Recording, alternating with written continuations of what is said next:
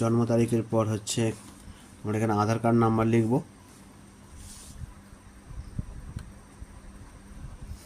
আধার card লেখা হয়ে গেলে আমরা মোবাইল নাম্বার লিখব। আধার নাম্বারের পর এনার অভিভাবকের নাম লিখব, যেহেতু 2002 সালে রয়েছে সেক্ষেত্রে।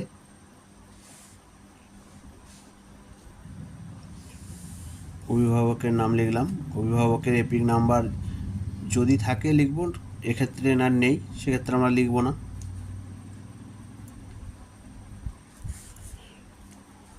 মায়ের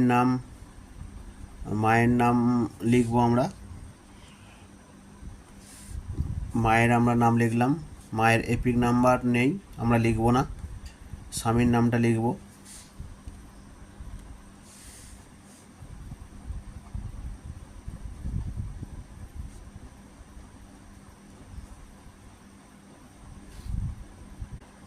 এনার নাম হচ্ছে চাঁপারানী বাকুলি। এনার 2002 সালে নাম ছিল, তাই আমরা এই পার্টটা লিখব, এই দিকেরটা।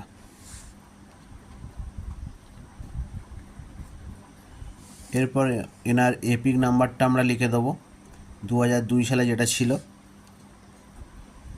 এপিক নাম্বার লেখার পরে এনার আত্মীয়ের নাম লিখব। এখানে ওনার যে এপিক নাম্বারে রয়েছে ওনার স্বামীর নাম রয়েছে, সেটা লিখব। এরপর সম্পর্ক লিখব।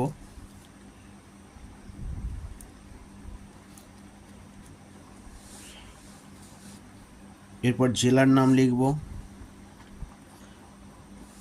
জেলার পর এখানে রাজ্যের নাম লিখব।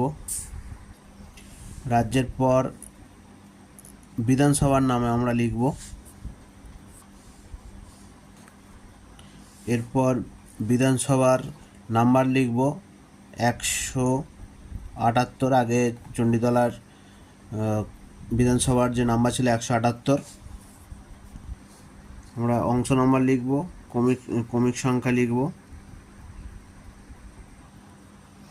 এখানে চাপা বাকুলি সই করবেন বা টিপ সই দেবেন, বাড়ির যে কেউ দিলেও হবে।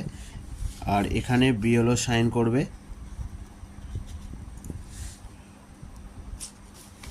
বিএলও জাস্ট সাইন করছে এই জায়গাটায়।